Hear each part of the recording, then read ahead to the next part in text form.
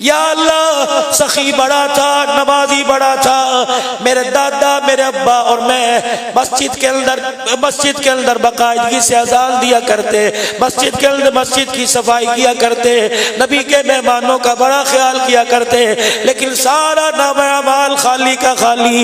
इलाही, हज कहाँ चले गए, नेकियां कहाँ चली गई, नमाज रोजे कहाँ चले गए। अल्लाह फरमाएंगे फरिश्तों जरा चलाओ मूवी, एक ये बन रही है, एक अल्लाह भी फरिश्तों के जरिए मूवी बना रहा है। क़यामत के दिन अल्लाह जो कहेगा हक है, सच है, लेकिन तुझे मुझे यकीन दिलाने के लिए वो कैमरा अल्लाह ऑन करेगा। या अल्लाह ये क्या है? फरमाया ड्यूटी करके जब घर आया था, बैग इधर रखा, गले से यूं टाई ढीली की, गाड़ी की चाबियां यूं फेंकी और यूं करके आके लेट गया। तेरे माँ बाप बड़ी मोहब्बत के साथ सुबह का बिछड़ा शाम को आया है तुझे मिलने के लिए, तेरी खैरियत पूछने के लिए तेरे कमरे में आए। अम्मा ने यूं करके दरवाजा खोला और दरवाजे में से घू की आवाज आई, तूने यूं करके माथे पे बल चढ़ाया। तेरे माँ बाप ने कहा बेटा आ गए। तूने यूं करके कहा अम्मी जान मुझे आके बैठने तो दो। तेरे माँ बाप की आंख में इतने से आंसू आ गए, वो मायूस होके कमरे से गए। मेरी गैरत को जला लाया, उसी वक्त मैंने तेरी सारी नेकियों पर अपना कलम फेर दिया था।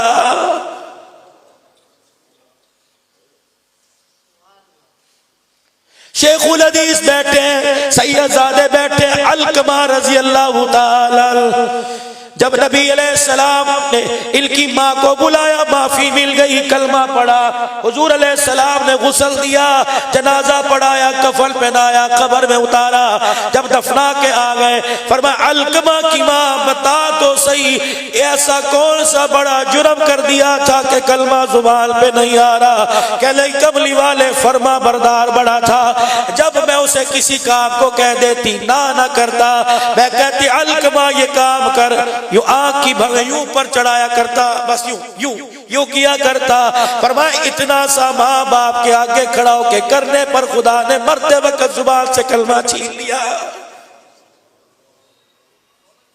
जब तक माँ ने माफ नहीं किया, हम रहमतुल लिल आलमीन ज़ूर है, लेकिन कलमा तुझे हम नहीं पढ़ा सकते।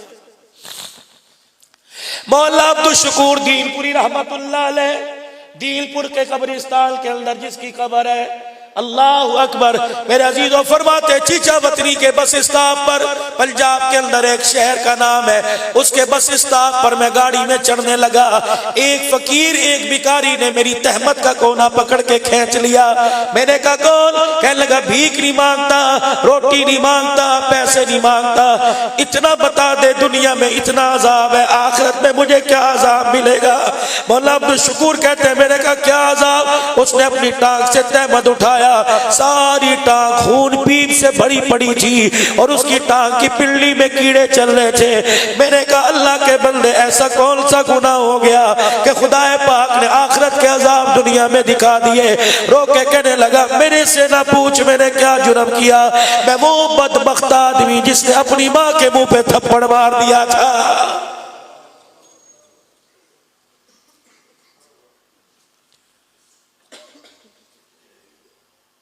जहां जाता हूं कोई कान में कहता है माँ का शान, कोई इधर कहता है माँ का शान, कोई पर्ची भेजता है माँ का शान बयान करो। मैंने कहा नहीं करता। जिंदा थी तो उस वक्त शान क्या था, मरने के बाद क्यों याद आया? बाप का शान बयान करो। और जब जिंदा था सारी रात कमरे में खू खू करता रहता था, बीवी को मोटरसाइकिल पर बिठाकर तूसीवी ले जाया करता था। बाप के लिए खांसी का शरबत लाने के तेरे पास पैसे नहीं।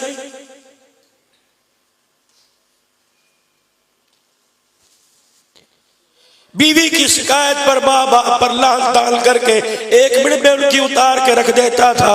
आज मरने के बाद कह रहे माँ बाप का शान सुनो। हदीस पाक में इरशाद फरमाया मदनी करीम सल्लल्लाहु अलैहि वसल्लम ने, जिसने छोटी सी उम्र में अपने बाप को एक पानी का प्याला पिला दिया उस वक्त तक जन्नत में नहीं जाएगा जब तक मेरे हौज़े कौसर से उसे 70 प्याले नहीं पिला दिए जाएंगे।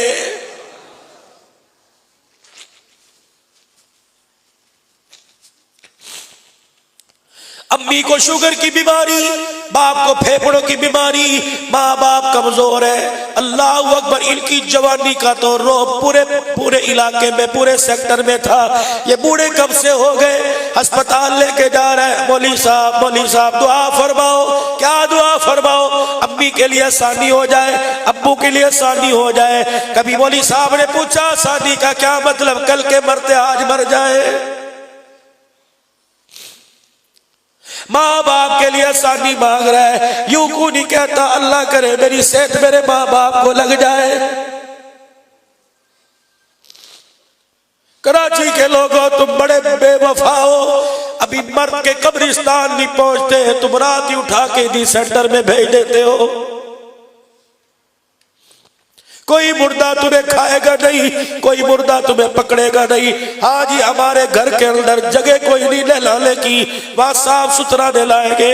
अल्लाह की इज्जत की कसम, ईदी वाले नहलाए बड़ा सवाब का काम है। सैलानी वाले, चीपा वाले नहलाए बड़ा सवाब का काम है। ईदी वाले नहलाएंगे, मुर्दा समझ के मैयत पे पानी डालेंगे। बेटा नहलाएगा, अब्बे के जिस्म पे पानी डाल के कहेगा अल्लाह जिस्म धोना मेरा काम है, ना मैं अमाल को गुनाहों से पाक कर देना तेरा काम है। मस्जिद का मौली साहब अल्लाह जिंदगियों में बरकत दे, जनाजा पढ़ाएंगे। अल्लाह मग़फ़िर ली हय्यिना व मय्यितिना पे ख्याल आवेगा। या अल्लाह मरने वाले की मग़फ़िरत कर, मेरा नमाजी है। बेटा नमाज पढ़ाएगा, बाप के जनाजे के पीछे खड़ा होकर पीछे खड़ा होकर जनाजा पढ़ाएगा। कहेगा या अल्लाह दुआ करके आंसू बहाना मेरा काम है, कब्र में पहुंचने से पहले रहमत की बरसात कर देना तेरा काम है।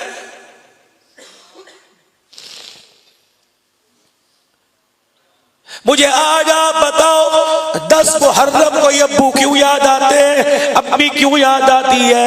आपको हर हॉलीडे पर, हर इतवार, हर हफ्ते में अम्मी याद क्यों नहीं आती?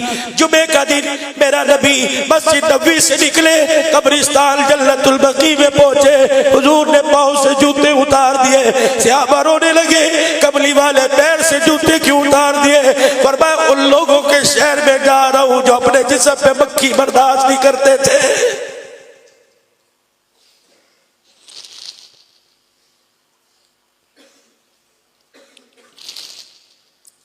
हमने तो माँ बाप का हक ये समझा, एक देख पकाई, बहन भाइयों को इकट्ठा किया, सारे इकट्ठे होके अम्मी अब्बू हू करके रो लिया। अब 1 साल के बाद याद करेंगे। कब्रिस्तान चले गए, 1.5 घंटा जाके कब्र की लिपाई करके आ गए। जब कब्रिस्तान से लिपाई करके गुलाब के फूलों के हाथ डाल के, चवारे मखाने मिठाई डाल के वापिस आते हो, अम्मी रो के कहती है, अब्बू रो के कहते हैं इतना बेवफा निकला, हमने सर्दी की रातों में पेशाब के कपड़ों में तुझे सीने से लिटाया।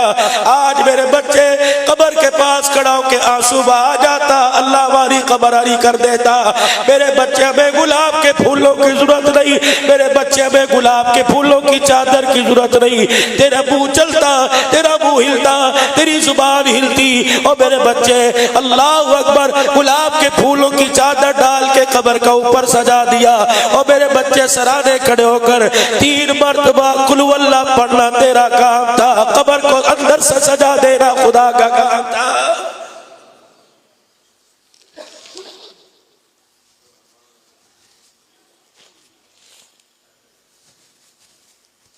घर से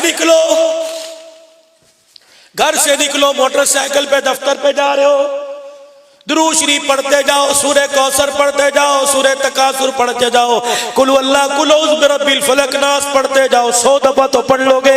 सूरह इखलास दुकान पर जाने तक, दफ्तर जाने तक, अपने ऑफिस जाने तक, अपने शोरूम जाने तक 100 मरतबा पढ़ लोगे। खुदाए पाक की कसम, मोटरसाइकिल से कदम नीचे बाद में आएगा, पता नहीं कितने कुरान का सवाब बनाकर अल्लाह माँ बाप की कब्र में पहुंचा देगा।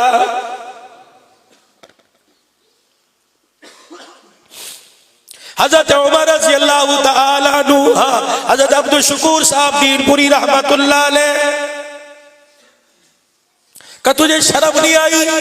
का हजरत नशे की हालत में होता था, रोजाना शराब पी के सिनेमा देख के घर आता।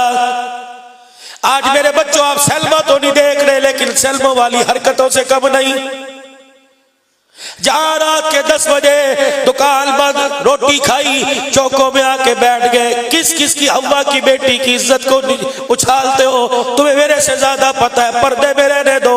मैं ऐसी वाहियात बात नहीं करूंगा जिससे मेरी बहनों की इज्जत नफ्स मजरूह हो। इमाम शाफी रहमतुल्लाह अलैह वक़्त का इमाम है, कौल सुन लो, फरमाया जिना एक कर्ज है, किसी की बेटी से जिना का कर्ज लोगे उस वक़्त तक मौत नहीं आएगी जब ये कर्ज तेरी बेटी से चुका दिया जाएगा।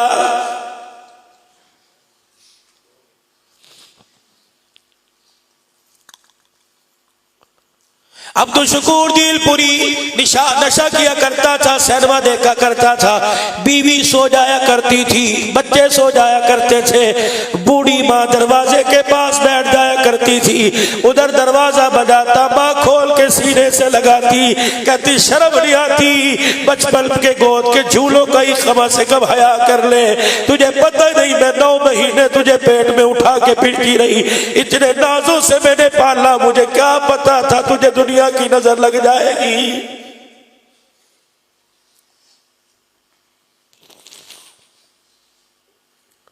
जाओ अपनी माँ का चेहरा जाके देखा करो, कैसे भी उसी मायूसी टपक रही है। घर में घुसते हो, बाप देख के शर्म से नीचे सर करता है, कहता अल्लाह अल्लाह, जब मैंने अपनी बीवी की गोद में देखा था वैसा मुझे लगता कोई नहीं, इलाही गोद बदल गई या गोद में आने वाला बदल गया।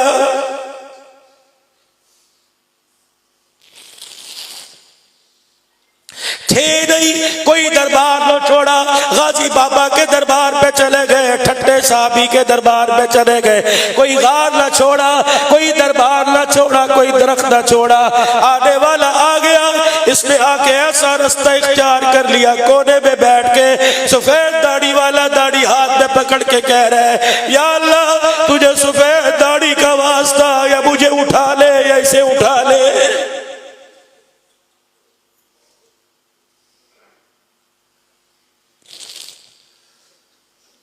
नौजवानों, आपको पता भी है आपके माँ बाप ने शर्मिंदगी से लोगों में बैठना छोड़ दिया, मोहल्ले में तुम्हारी मानी जाती, कहीं ना कह दे तेरे बेटे को किसकी नजर लग गई, बाप शर्म के मारे मस्जिद में नमाज पढ़ के भाग जाता है, कोई यूं ना कह दे हाजी साहब तेरा बेटा क्या कर रहा है।